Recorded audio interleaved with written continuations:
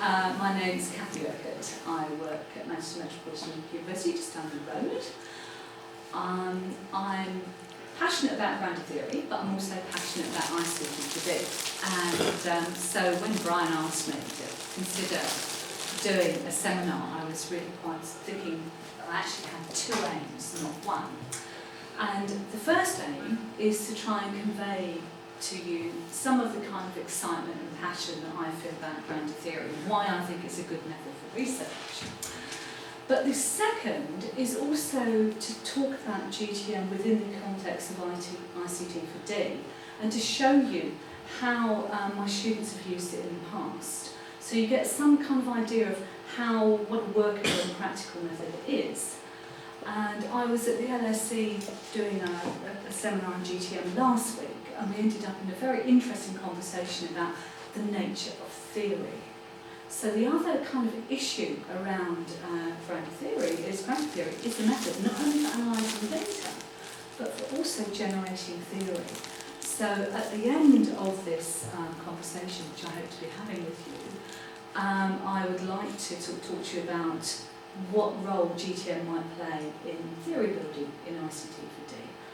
Now normally what I do, I normally take hours, I normally take about 2, we've only got 1. But if people could briefly say to me, how many people in this room have used grounded theory method?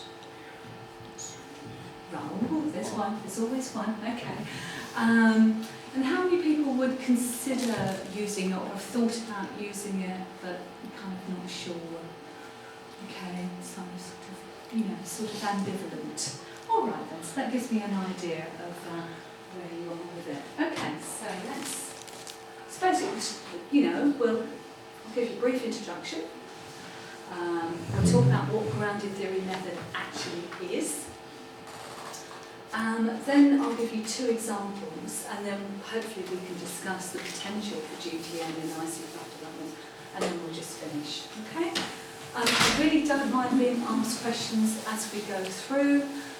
That's absolutely fine, so please feel that you can ask questions. I'm not the sort of person who wants questions all at the end, but we will at some point, I think, find that we're running out of time and have to kind of gallop through, I expect. So I'll just keep on the time.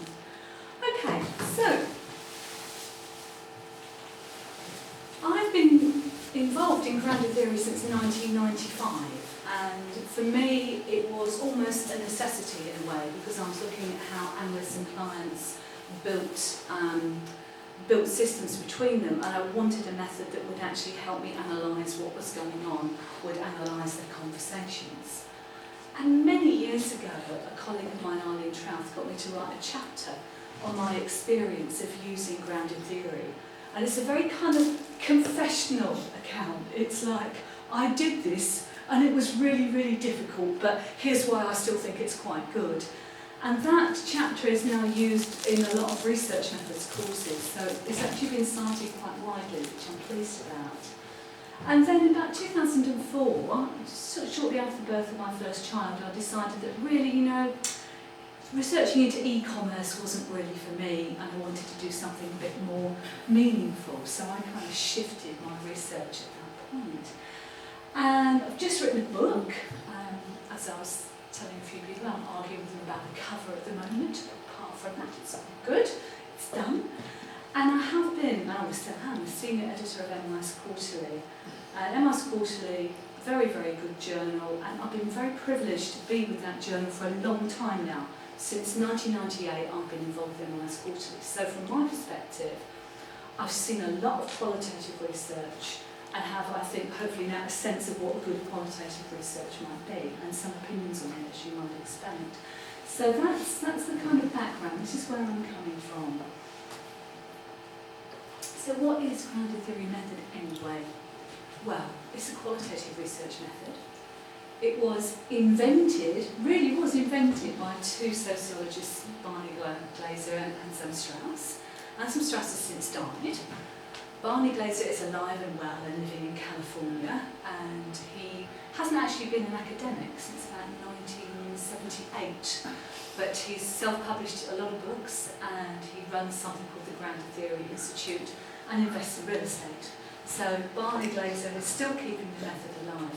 But what I wanted to say about this book, if you actually get this book out of a library, the 1967 book, The Discovery of Grounded Theory, it's a bit like having a mystical experience.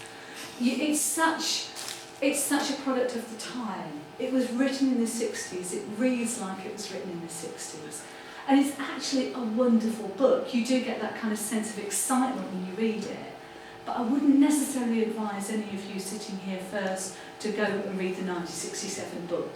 You might just put you off for life. But it is, but it is a classic, and it does really, and the point they were making, the fundamental point they were making, I think still stands. And it was a revolutionary book for revolutionary times. They basically said, now look, we've got all these armchair sociologists sitting around imposing theories on the world. And one thing that I'd like to raise with all of you, if you're doing ICT4D research, is, are we doing that in ICT4D as well? Are we imposing theories when in fact what we need to do is to be able to build theories from the situation, from the ground up?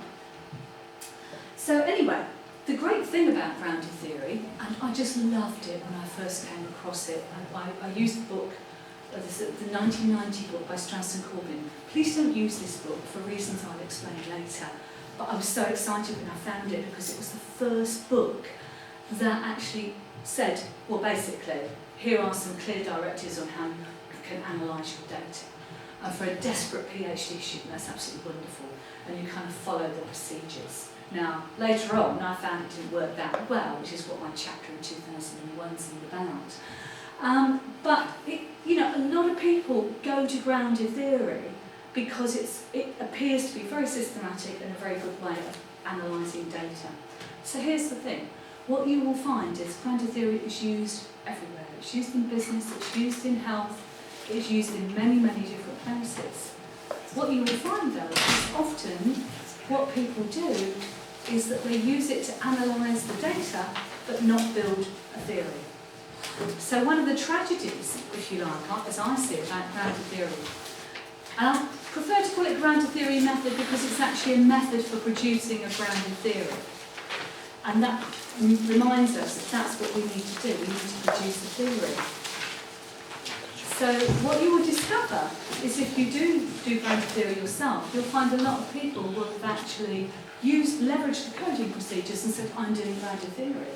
But if they don't go to the next step and build a theory, they're not. So that's something I'd also like to discuss with you. So, as I say, I think one of the tragedies about the method is its wide adoption, but people mainly use it for qualitative data analysis, they don't necessarily use it for going to the next step and building a theory, which was the actual intent of the founders in the first place. So, and the other thing I really like about this method, which is why I've been able to write a book about it, it's incredibly what I would call a contested method. There are disputes about how you apply it.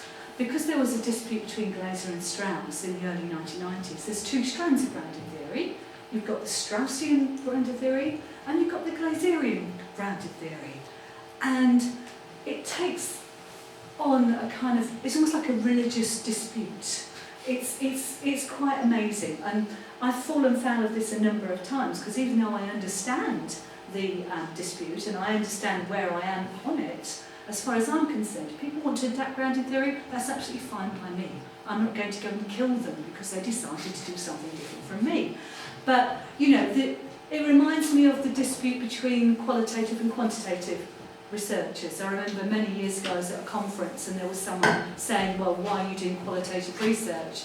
And eventually I put my hand up and said, well, look, I don't mind you doing quantitative research, so why do you mind me doing qualitative research? What's the problem? Why do you mind? I had no answer. Anyway, many adaptations in many fields. So, let's just go through. Could I have my original notes? Go on. I mean, someone's probably got them then. Probably someone's got them. Okay, never mind. Get rid of that, yeah. Thank you. Thank you. It just kind of helps me not having to look up all the time. Okay, so the first, let's just go through these characteristics. Ian Day wrote a nice book called Grounding Grounded Theory. So he came up with these 10 characteristics. Now the first thing, as I said, is the aim of grounded theory method is to actually generate or discover a theory. Next one is, and bear in mind, as I said, a lot of people have used it mainly for qualitative data analysis rather than actually taking that step to build the theory. Next thing, the researcher has to set aside theoretical ideas in order to let the substantive theory emerge. So let's just take this slowly, shall we? So, substantive. By substantive, we mean a theory pertaining to the area that you are dealing with. So this isn't, Ian Day has a lovely phrase when he says you're building walls, not palaces. So it's not about building a massive overarching theory. It's saying, I'm building a theory that pertains specifically to this area. So that's fine, that's the substantive theory. But what about this idea of emergence? And what about this idea of setting aside theoretical ideas? So when I first used grounded theory, I came across people saying to me, but grounded theory is not at all rigorous, you don't do a literature review. And that's not actually quite true. What Glazy and Strauss both said was that you should delay searching for your literature because of the danger of imposing concepts on the data. Now, the problem for all of us sitting in this room is that none of us can actually forget what we've read. Yes? Absolutely. So what grounded theory really asks you to do is just set aside. It's what Walsham calls an open mind rather than an empty head. So no one's assuming that you go in with an open mind, with an empty head. It's impossible. And it's caused PhD students untold difficulties, this idea that you're not supposed to do a literature review. But I have watched students of mine try and impose theories on the data, and the idea is that you wait, you see what's there first, you see what comes out of the data, and at that point you start to relate it with your theory, with the existing literature. So in practice, what a lot of PhD students of mine have done is what we would call a draft literature review. So you do a draft literature review, you do a kind of sensitising framework perhaps, so you do know what literature is, but then when your theory is built, you go back to the literature and it's almost an obligation in grounded theory to, I think Strauss talks about grappling with literature, that for all scholars, I don't think it matters where you are, that this idea that you should be engaging with the literature. Years on MI's Quarterly, I found that, I'll tell you a little story. When I was doing my PhD in about 1995, whenever it was, I was at the University of Tasmania, and there was a North American academic came to visit, and everyone was really, really excited. Now, I can't even remember this guy's name. I've maybe met him 100 times since at conferences. I've no idea who he was. It's probably a good thing because of what I'm about to tell you. Because he said to me, well, Kathy, he said, I've never really seen qualitative research that is nothing but a nice story. And I still remember the kind of rage that I felt at that time, because I knew he was wrong, but I didn't kind of have the knowledge to sort of say, well, actually, you're wrong. And even more years later, now I've been working with MI's Quarterly for so long, I do actually understand what he means. You do get qualitative researchers who will tell you this wonderful, fantastic, lovely, rich story. But if they don't engage their findings with the existing theory, how are they contributing to knowledge? So when I look at these papers, I just don't want to see just the richness. I want to see, have you extended existing literature? Are you contradicting existing literature? Are you contributing something new? So that process of engagement is really important with the literature. So don't think that grounded theory is not about literature, because it is. Anyway, the theory generally focuses on how individuals interact with the phenomena under study. To be honest with you, I've seen grounded theory used in so many different ways. I'm not sure that's even true anymore. I've seen it used in many, many different ways. I've seen it used to design prototypes, I've seen it in action research, I've seen it everywhere. So I'm not sure that's necessarily true. Now, the theory asserts a plausible relationship between concepts and sets of concepts. Now this is really important. If we understand that theories are built, when we code our data, when we attach concepts to our data, what we don't want to do is just leave those concepts unrelated. What we want to do is relate them, because it's in the relationships between concepts that we actually build the theory. The theory can come from anywhere. The data can come from fieldwork, interviews, observation and documents. Glazy talks about slices of data, the idea that you can really sample from anywhere, which is an interesting thing about the method. Data analysis is systematic and begins as soon as data is available. And what you have is something called overlapping data analysis and collection. So the idea is that your next bit of data collection is determined by the analysis that's coming from your data. And it's what we call theoretical sampling. And it's deciding on analytic grounds where to sample from next. So if you are talking to someone about how they evaluate ICT4D projects, and they start talking, for instance, about the difficulty of evaluating long-term sustainable change, as opposed to just, I don't know, certification of IT skills, supposing someone's talking to you about that, what you would do is that you would then go and talk to some more people about the issues of evaluation, about how you would evaluate sustainable change in a project. So are you with me? So you go along, this is what's known as theoretical sampling, so you're going along the emerging theoretical storyline. And that's incredibly powerful because you can do it quite purposefully as well. You can say, well actually, I've actually built a theory around this particular situation, this particular country. What happens if we have a similar situation in a completely different country? How will things play out? So you can start to extend the theory upwards and outwards by sampling different groups. So moving along quickly, so data analysis proceeds through identifying categories and connecting them. And as I've said, further data collection is based on the emerging concepts. And you can use something called constant comparison. Really simple idea. You say, I've just coded this as benefits of evaluation. If I look at this instance, is this instance also an instance of benefits of evaluation? So this is kind of toing and froing in the data. So it's quite a nice rule of thumb. Data collection can stop when no new conceptualizations emerge, and you end up what they call theoretical saturation. And you're in that situation, and you may have found it already when you're analysing data, that you realise no new concepts are coming out. You're just actually coding for the same things. 3 steps. This is the Glazy Reversion: open coding, selective coding, and theoretical coding.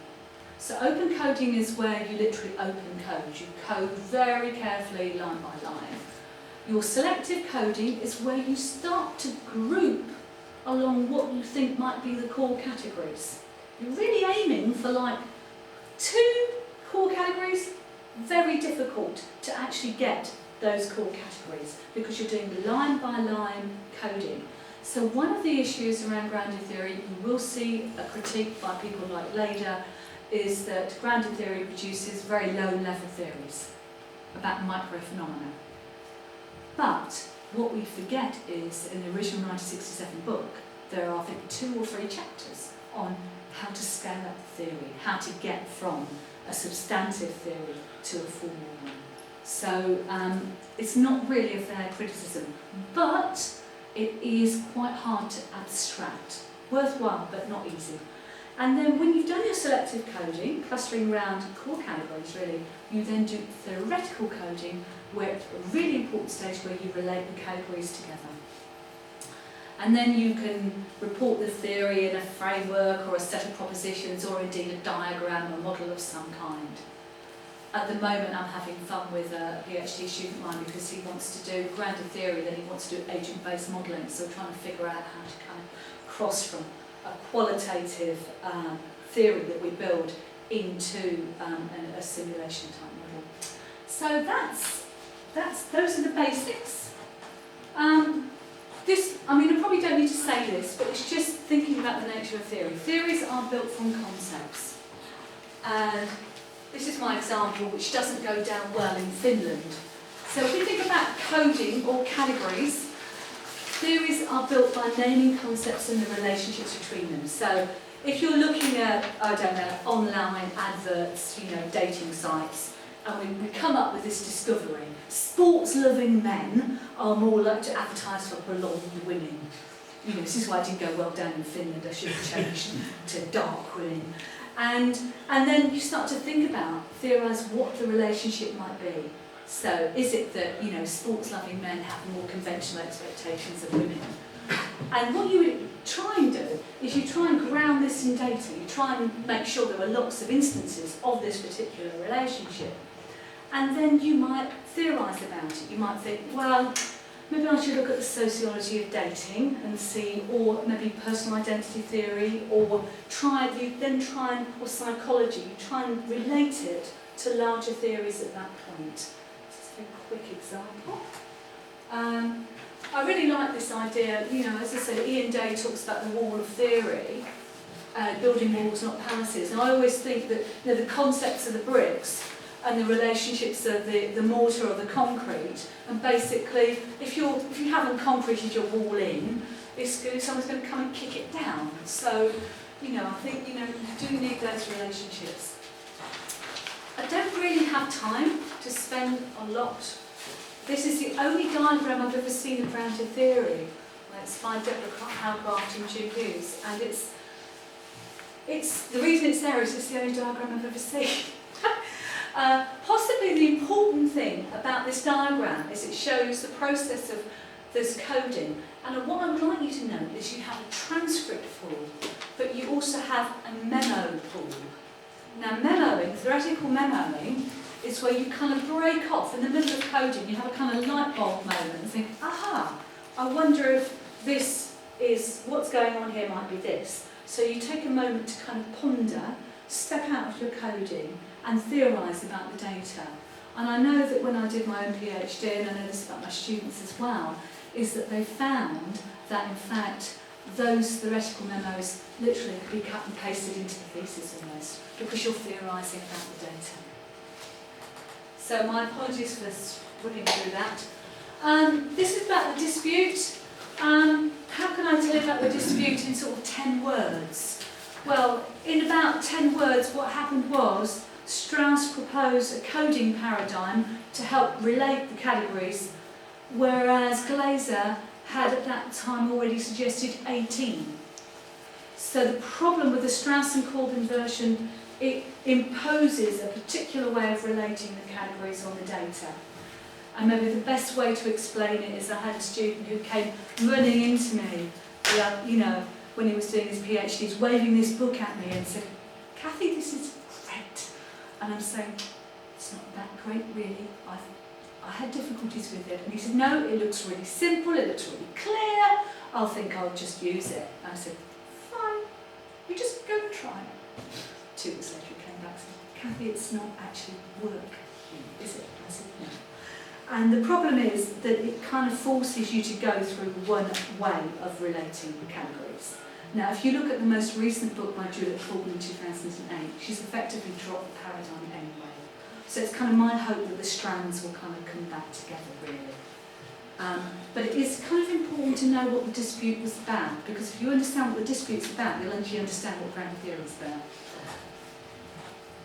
And so, just to give you, this is why it's so contested. I'm not going to go through these coding procedures, but you can see how they've moved considerably from one idea to another over the years. Okay, so let's have a look at 2 examples. One is Miriam. She did her PhD on IT capacity building in the Maldivian tourism industry and knowledge and social capital perspective. And the other is my colleague Antonio Diaz, and he looked at ICT in rural Andes. And if you actually want to have a look at these theses, and I recommend that you do, you can download them from that link there. And I do think that, you know, when you're writing a PhD, often you don't know how to structure it, and then when you start to look at other people's PhDs, you realise how much they vary. So it's really good to look and to actually look at how someone's used grounded theory in their PhD. I'll just ask a very basic question, Yeah. because most of the work I do is with PhD students, but or thesis. I mean, is the structure so different? I mean, will you start by research questions or very broad research questions in chapter 1? Or? That's a really good question, Trevor. Basically, with in fact, it depends how radical you want to be. Glazy sort of says, don't have a question, which I can't quite deal with. That just doesn't work for me. But I think if you go in with a broad problem, like, you know, what are the issues associated with using ICT in the northern region of Peru? You know. So, and then what will happen, and this is really, I'm really glad Trevor's making this point, is that when you actually analyse the data, what you'll find is that aspects of the research problem actually emerge. So your analysis actually helps you define your research questions further. And that's in all qualitative research, not just grounded theory, but this idea that, you know, I really hated that. People say, well, what's your research question? You know, I mean, you know, if you're coming from a qualitative perspective, you may not have a very firm research question. Okay, so Miriam, what does she do? Well, Miriam, being Miriam, wanted to do the world. So what she did was she did 46 interviews in total. So what she did really was spend 3 months in the Maldives and interviewed absolutely everybody. Because she had an embedded case study design, she had small, medium and large resorts, and then she interviewed stakeholders in government, training providers and tourism promoters. And then what she did is she analysed the interviews using grounded theory method. And she spent 3 months there. Now, what is interesting about what Miriam did is she came out with 2 key themes. In reality, she had many more categories that emerged, but I encouraged her to kind of abstract them upwards. So she came out with 2 themes. One was about organisational capacity IT building and industry capacity knowledge processes. Now, there were some really interesting things that I think, you know, my push for grounded theory is based in 2 things. One is I think it gives you findings that you're not going to get anywhere else because you're having a very, very detailed and open look at the data. So I'd be very surprised if you don't find something new each time you look at the data. But also because it helps you build theory. So what was really interesting was looking at how the actual geography, how the islandness of these, because Maldives is a chain of islands, actually affected the capacity building and of the actual resorts. And the other issue was that Western style, there was a real clash between the sort of Muslim culture and what was expected in these Western style resorts. So for instance, it was very hard to recruit any women. And you know, a lot of the locals were actually quite suspicious of what went on in the resorts. Now, what I'd like you to sort of note about this as well is that Miriam did actually have initial preliminary framework. She did actually have a framework, and that made her life a bit easier, I think. And the framework she used was human capital and knowledge, and she put that into a kind of sensitising device to begin with. So how did that go? Well, she did very well. We got 2 publications out of it. We got one in Information Organisation, which is a very good journal, and we got one in ITD as well, which is also a relatively good journal. So what was pleased about was that's the other thing to note, I think, about using grounded theory. Unless you're very, very bad, which I don't think anybody in this room is going to be terrible at doing what they do, you should, in a PhD situation, you should be able to get, you know, two papers out of it because the findings are so rich. Another thing that both Miriam and Antonio said to me was that it took ages, and that's something I'd really like to address because it does seem that when you're doing this analysis, because it's so detailed, it seems to take absolutely forever.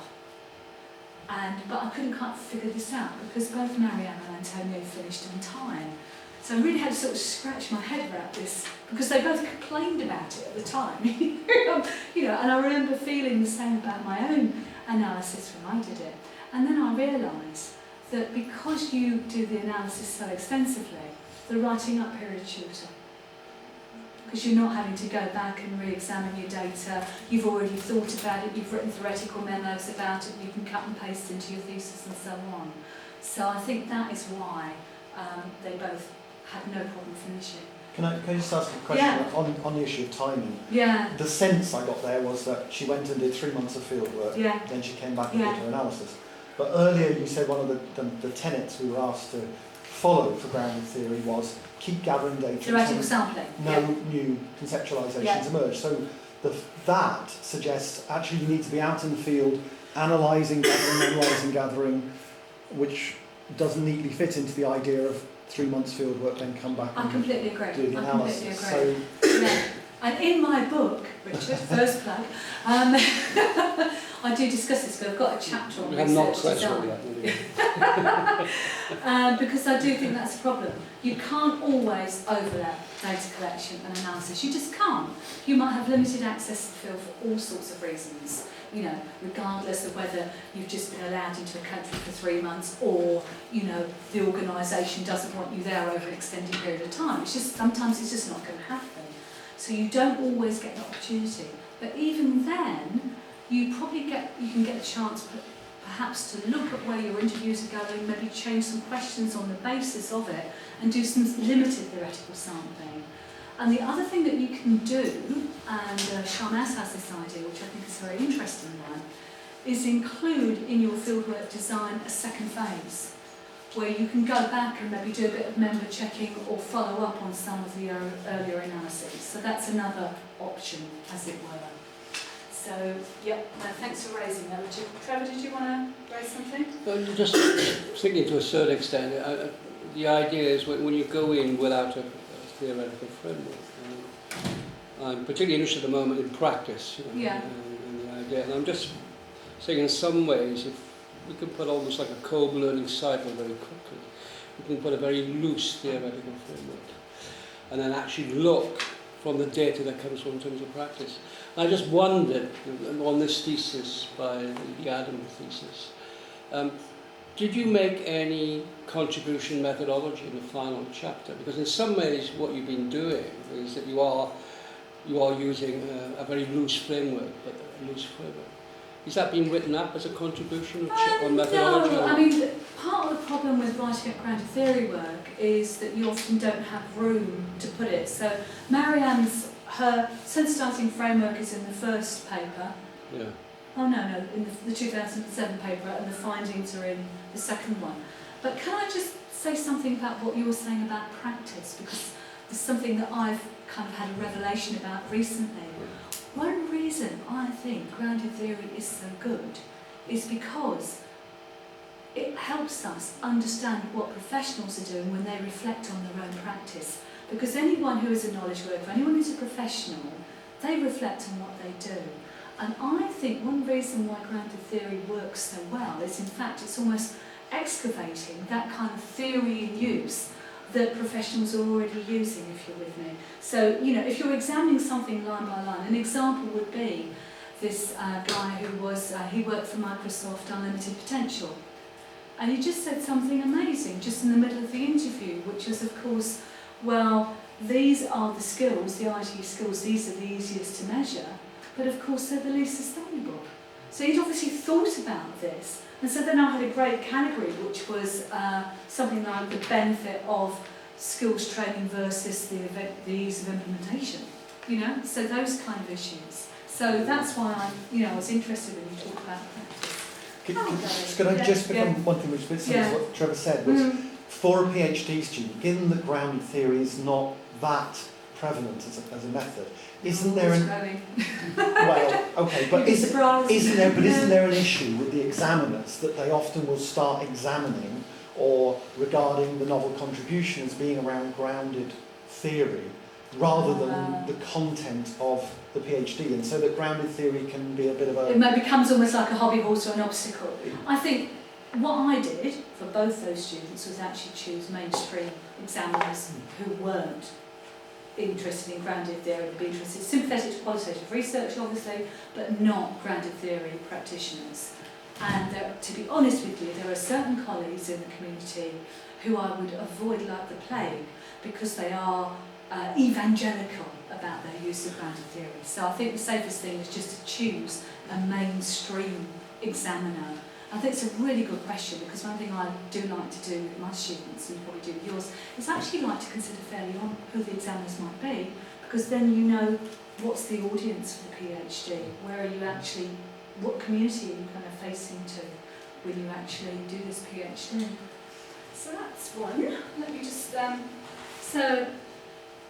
Antonio Diaz-Andrade, he basically, now this is interesting because Antonio took more of an ethnographic approach. He really lived in these communities and he was interested in there was what they called a sort of Inflow Syndrome project where they set up these information centres in these very poor rural areas. Sometimes, you know, these places didn't have electricity. There was one instance where the solar power for the Info Centro was diverted by the centre's manager for use of his parents, you know, those kind of things. So these, you know, very, very poor communities, you know, facing very real issues about water, about food, and often not having electricity. So what he did is he used grounded theory to build a substantive theory of ICT use in rural communities. And basically, the theory that he produced, sorry. When you finish this point. Okay.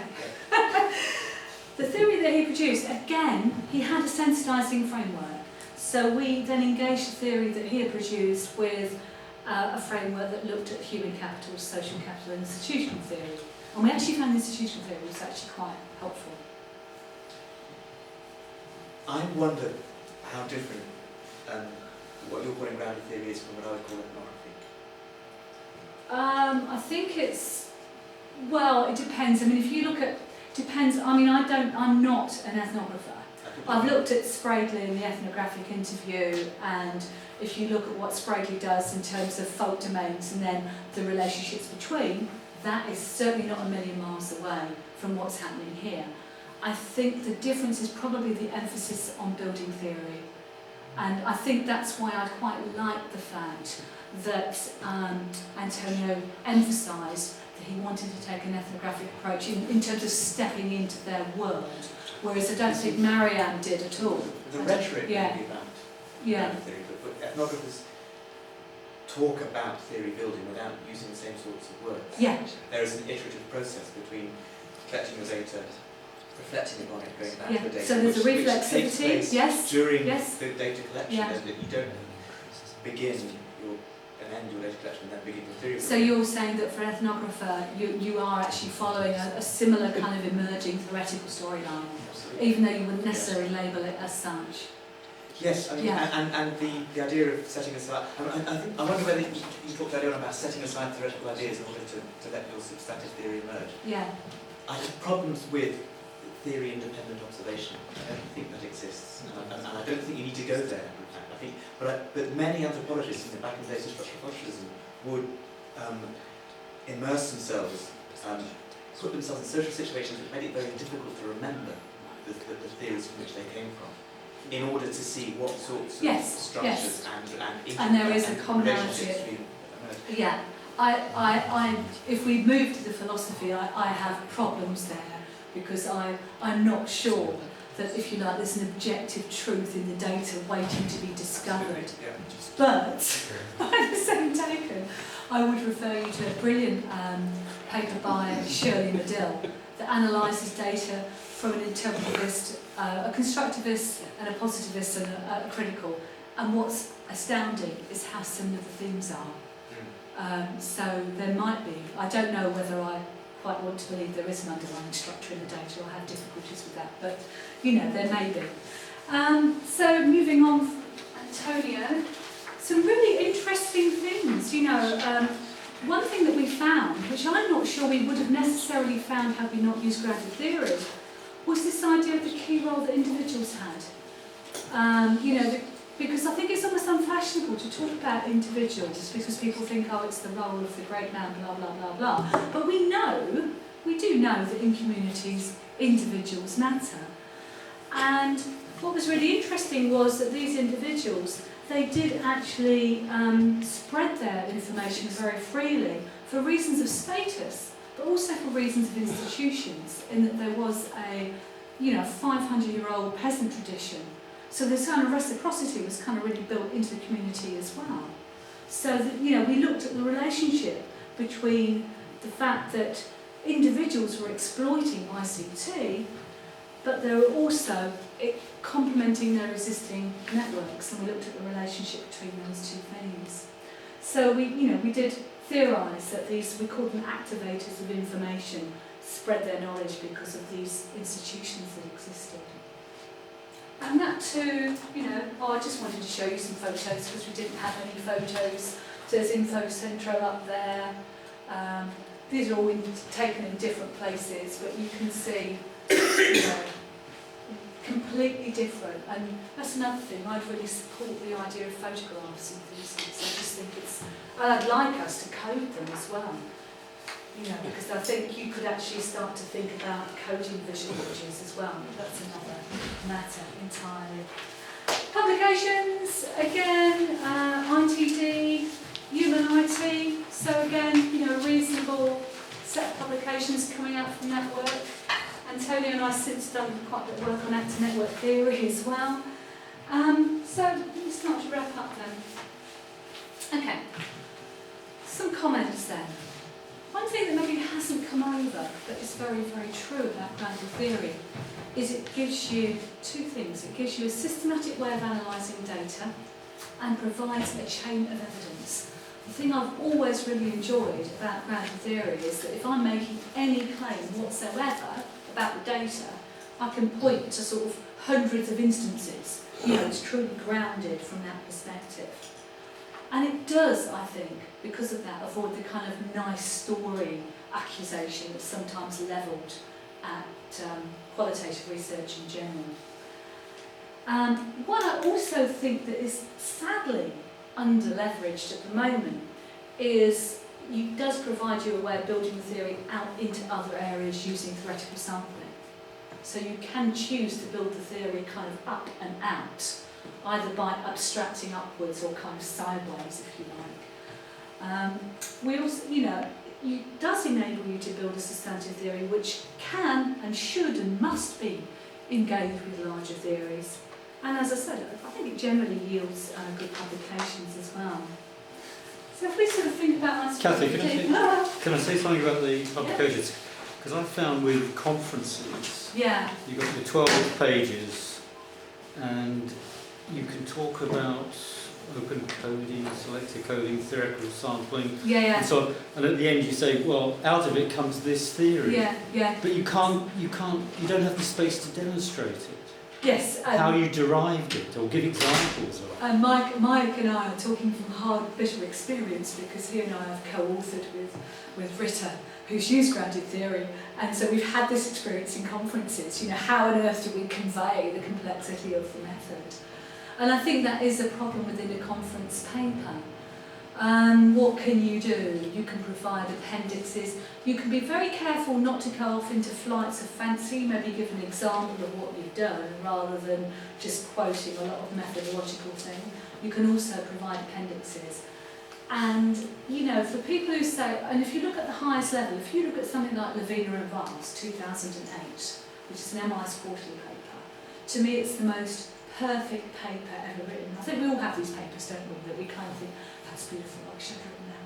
And what they do is they put a practice lens from Bordeaux first. So they put the theory up first, and then they show their coding, and then they integrate it beautifully. So, I believe it can be done. I just think that, you're right to point this out, Mike, but I think, it can be done. We just have to try hard. So, where was I? Concluding thoughts, hopefully. So, if we go into ICT4D, and that, there is or has been a special issue on theorising for ICT4D research. Is that in which journal is that? I've forgotten now. Is it ITP? We did the one in ITID. Yeah. ITID. So, you know, you could look at Amartya Sen's capabilities, you can look at actor network theory, policy studies, econometrics, you know, theories of corruption. There's a whole bunch of things you could just pull off the shelf from lots of different disciplines. And what I think is that, like information systems, ICT is an applied area with many, many different reference disciplines, such as information systems, such as development studies, and little kind of indigenous theory. Except Richard's paper on the gap, which students are always kind of quoting at me, which is good, but you know, it's good that we need more. And I guess the advantage of grounded theory method is that it's good for areas where no theory exists, and it's built from the ground up. So, you know, I feel kind of reassured by that. I know what I've got, if you like, is real, you know. And a question I'd like to pose to all of you, and I'm quite serious about this, is whether we should be imposing theories from the developed world on the developing one.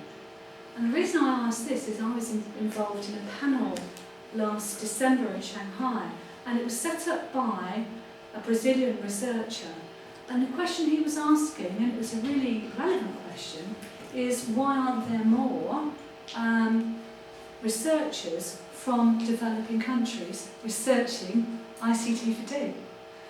And it was a very interesting panel, because I had to consider my own position as someone who is not from a developing country, and what my role in that type of research is. So, you know, if we're serious about development, and we're serious about context, and we're serious about people finding their own solutions, why are we imposing, you know, like dead French theorists on them? You know, why are we doing this? So. Well, they were alive once. Yeah, yes, I know. I'm just exaggerating for a fact, mine.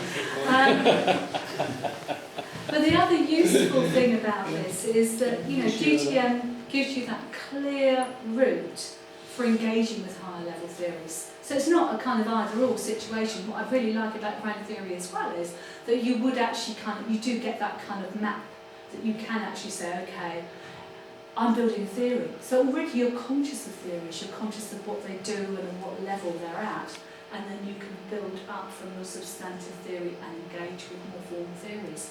So the good thing about GTM, if you're doing it properly and not just thinking about the analysis, is you have a consciousness of what theories are about. So I think I can end there. And we've got 5 minutes for questions, which I think is an achievement, really. Thank you. And Mike's just walking away.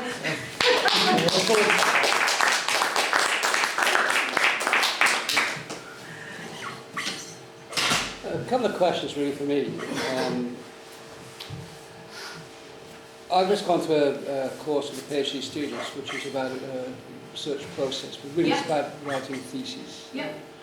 All the way through that, we've taken 4 theses in the business school and gone through the sort of areas to do it. And one of the questions we came out with us is that we were, all of us, worried, including the class, about 9 PhD students, by looking at the question in terms of how we analyse the data. Yeah. And the question is that there seems to be a fashion to go for theory for coding. Yes. But the point where I find it very difficult is because the way I teach them is that any piece of research, you know, and I agree with your anti-friend who came to Tasmania, but I would say it's a coherent, plausible story. Yeah. That's what it has to be. Yeah. And I think the question is that when you start using some of the grounded theory, I think it does stop about the coherence. What I'm saying is that because by using the coding techniques, I'm not sure it actually extends or helps that work. Okay. That's an experience generally. I mean, I think that's fine, and I have some sympathy with that experience, because I think if you don't know, that grounded theory is about producing a theory. If you don't have that kind of theory building consciousness, you think, right, I'm just going to leverage the coding techniques, it's quite possible that you can just be stuck kind of analysing, perhaps not understanding it very well, and stuck down at a very low level. So one of the most common things I get asked is, I've got hundreds of categories, what do I do? To which my response is, well, group them, draw them, try and relate to them. Think about the fact that a category might be a relationship, those kind of things. The other thing that you'll find, Trevor, is that a lot of people say they're doing grounded theory because they can't think of any other label to put on it. So you'll find that people kind of wrap themselves up in this label, and in fact they've kind of done some loose kind of coding as well. So I think, I mean, I understand where you're coming from, but I think it's about perhaps being very clear. Are you leveraging grounded theory just for the analysis, in which case you kind of fit it into a research design, or are you doing a grounded theory study? And two things are kind of different. Is it okay to do that? Yes.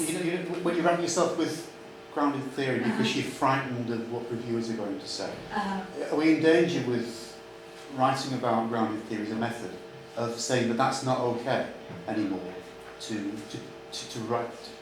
analyse your data without saying this is doing grounded theory, but look for themes in the data, engross yourself in the data, and then write up the case? I think what's interesting about this conversation, I hope students are observing, is that what you find is that this is, even methods are, PhD is a socially negotiated process, and so is the method you use. And there are kind of power bases almost inherent in certain methods, in certain discourses. So if I think about Lavina and Vast, not sure they mention grounded theory as a keyword. When you actually read it, you can see that they've used grounded theory procedures. And I think they say they base their coding on grounded theory. So there's a kind of caution, and I guess the rule I would follow is just be very clear about what you've done. You say, I adapted grounded theory, or I didn't. I don't think it matters as long as you're not trying to pretend to do something you didn't. And there is always a danger that you're going to come across a zealot. And, I've come across a zealot when I was writing about grounded theory, who really didn't like the way that we didn't think we should be looking at Strauss and Corbyn. So you do get those kind of political things. But I think as long as you're clear, I think it's okay. Have your students faced any challenge in terms of the use of grounded theory by other academics, perhaps when they were writing the journals, where did they receive criticisms or challenges in terms of avoiding the nice story accusation that you mentioned? Well, I don't know, I really look after my students, and I tell them things, I give them things to say like, I'm generalising to a theory, not a population. That's my favourite defence. I guess, no. Walter Fernandez and I wrote a paper, I think in 2006, called The Myths of Grounded Theory. And we wrote that paper just to help students kind of defend their use. I think it goes back, though, Angelica, to this idea that, a PhD is a socially negotiated process. I'm not sure I would advise a student who wants to do grounded theory, but has a supervisor that is dead against it, to do it, because you need the support of your supervisor. But Walter, for instance, enrolled a second supervisor to come in on the method, and that's probably what you would have to do. And the actual results are pretty unassailable, and that's kind of why I put up the publications, because the publications are good ones, and I believe that they're good ones because of that very systematic analysis of data and then engaging with theory. So it's you end up doing a nice job, I think. Follow Angela, I think my major criticism would be, I would find it almost impossible to suspend any of my theories. Right. In grounded theory, because everything's based, very simple on the theoretical framework, method, and area of concern. You know where I come from. It's the very same diagram that Deborah Howcroft and Jim Hughes did when they did in the grounded theory. But what I'm trying to say, it's very difficult to do that. you know, without that theoretical framework. And I just, you know, I've tried, you know, very general ideas. So you don't think that if you're analysing, but I find it's actually fairly easy because I've got similar kind of head stuff full of Well, I mean, I'm a theories. man, maybe I'm so stuck in my own theory. So maybe that's me. I think it's interesting because I think the question of temperament certainly comes into it. I mean, I would have thought if you're analysing line by line, you're kind of so engrossed in just trying to understand what this means, it's quite easy to forget about the theories. I think the problem would be later not rushing to impose, to kind of develop theory a bit before you then kind of lock it into a larger theory. But I do know that I have two types of students. One is prepared to try grounded theory and is kind of comfortable with that ambiguity. The other one just looks as if they just want to run out of the office, you know. And I think you have to be temperamentally inclined to do it because it does create a lot of patience and you do have to be prepared to deal with ambiguity as well. So it's not for everybody. Sorry, you're going to... Yeah, so I'm not that massively familiar with grounded theory, but as a qualitative researcher, I see like a very lot of parallels between the type of work I've done and grounded theory. So I just kind of wanted to kind of tease out a bit more the difference. But also on the other hand, I just think of some of the uses of theory that I've used, for example, in my fieldwork, and how, you know, certain situations in studying certain populations where it at first sight seems chaotic, and I've been able to draw a bit more on some theoretical understandings. It may not be this set in stone, which kind of you've characterised it, but it helps me order and come into a way of approaching things. So I'm just wondering if, I don't know, you're losing something, but in fact qualitative analysis almost takes some of the parts of grounded theory anyway and use them because you're always refining and pushing in and trying to absolutely. Work. Now, so a couple of points what you said. In my book, plug number 2, there is a You haven't got a new book, have you, Kevin? Yes, I don't like the cat. I do talk about grounded theory and where it fits into other data analysis methods. I think that's quite important to understand. That, you know, you can do bottom-up coding, you can do top-down coding, you can do mid-range coding, you can apply a thematic framework. So I try and tease out in that chapter what is and what isn't a grounded theory method. And I guess the thing with grounded theory method is the emphasis on building relationships between categories. But you really interested me when you spoke about how useful you found theories before. And I agree with you that those formal theories, those kind of meta theories, they are very useful, you know, and in both the examples I've given here, they have been used as a kind of meta frame that you can overlay. I think that's fine. But I think in order to really do, my argument I guess is that to do that well, you need to abstract appropriately, and grounded theory gives you a very clear route for doing that. So that would be, so it's there is a kind of path of engagement, if you like. One concern I have is it looks as if the whole thing stops when the thesis is written. When, as we all know, you send your paper in for review, go to a conference, you get comments, so the analysis continues. The analysis doesn't stop once. Don't you think that's true of any qualitative work, though, that you've often got a whole kind of big data set and you sort of think, well, actually... It is in your book, but it's not in Strauss and Corbyn. It's almost as if it stops, and then it's over, and then you write up. When, of course, you send it off for review, and then you go through 3 cycles of review, and the whole thing's often, in my case anyway, I've completely re-theorised papers that I sent in to journals. Now, this is a really important point because one of the things I like to do, we all like to do, is encourage our PhD students to write as they go along, but not so much that it distorts what they're doing. You want to expose your students to peer review, but also protect them from it at some points as well. Sorry, you were going to...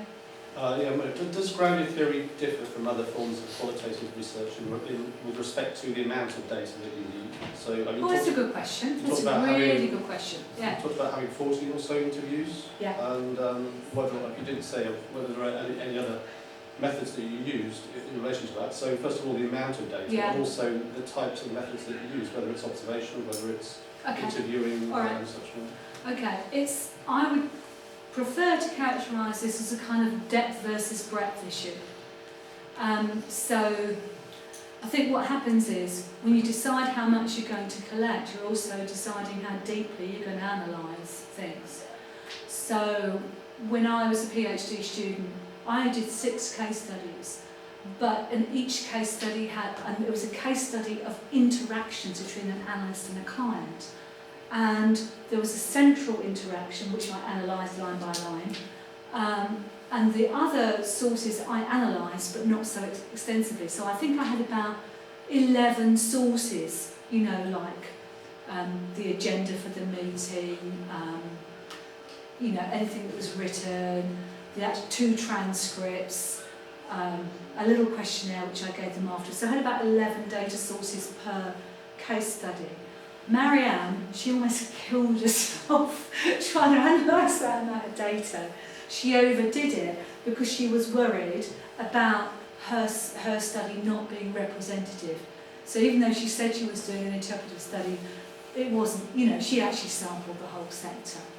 So I think it's because grounded theory goes line by line, I think the tendency is to less sources but deeper. But I've seen so many different ones. I've seen grounded theory used studies of international companies, you know, so it's kind of, it's difficult to say. But to give you an idea, the first transcript that I ever coded for my own PhD, it took me 60 hours of coding. Just, you know, useful to know. 60? 60. One transcript? One transcript. Now the beauty of that was that I could then...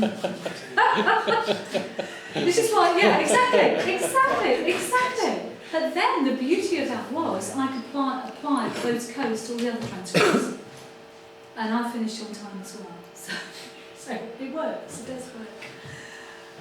Okay, any other questions? Just one more. Does it lend itself more to interpretivist inquiry or critical realist inquiry? Or is it even compatible with positivism? Yeah. It is compatible with positivism. The only thing that you would do with a positivist is that you would probably do more member checking. I've seen studies where they actually calculate the extent, the semantic relationships between the categories as a way of checking. So Glazy basically says it's paradigm neutral, and I think it basically is. I don't think. It's just how you would incorporate into the design different.